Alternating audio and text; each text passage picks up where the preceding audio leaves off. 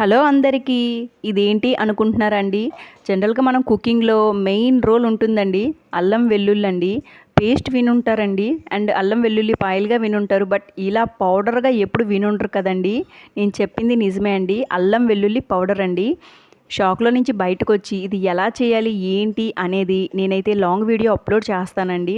నా ఛానల్ ఒక్కసారి విజిట్ చేసి మీరు కూడా ప్రిపేర్ చేసుకొని 1 ఇయర్ వరకు దీన్ని స్టోర్ పెట్టుకోవచ్చండి.